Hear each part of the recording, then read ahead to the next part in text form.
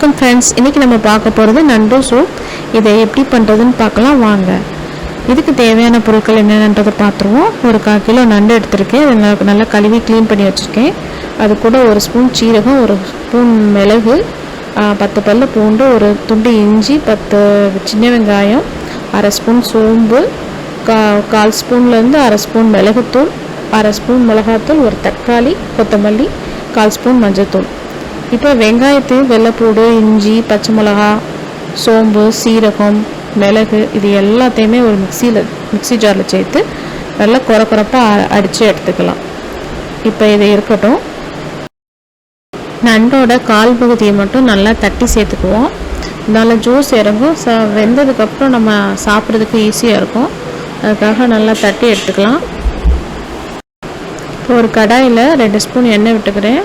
அது கூட கருவேப்பிலை சேர்த்து நம்ம அடித்து வச்சுருந்த மசாலா, அதையும் குறப்பாக அடித்து வச்சுருந்த மசாலா அதையும் சேர்த்து ஒரு நிமிஷம் பக்கம் வதக்கி எடுத்துக்குவோம்.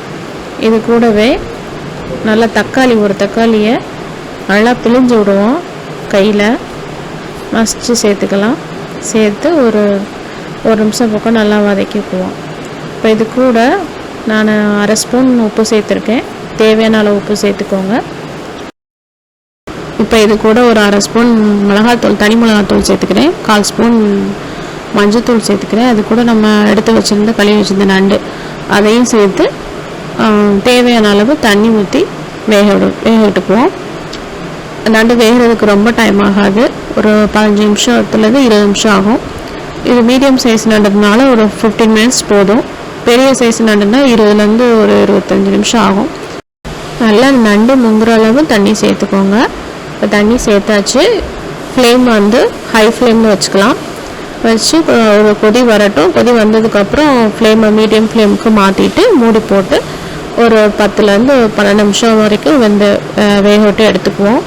பாருங்கள், நல்லா நண்டு வெந்துருச்சு, கலர் மாறிடுச்சு. இப்போ இந்த ஸ்டேஜில் ஒரு 1/2 ஸ்பூன் மிளகுத்தூள் சேர்த்துருக்கேன். ஆல்ரெடி நம்ம இதில் மிளகுத்தூள், பச்சை மிளகா இதெல்லாம் சேர்த்துருக்கோம். காரம் ரொம்ப வேணான்னா இந்த மிளகுத்தூளை குறைச்சிக்கோங்க. இது கூட கடைசியாக கொத்தமல்லி சேர்த்து ஸ்டவ் ஆஃப் பண்ணிடுங்க. இதை அப்படியே ஒரு பவுலுக்கு மாற்றி சர்வ் பண்ணுங்கள்.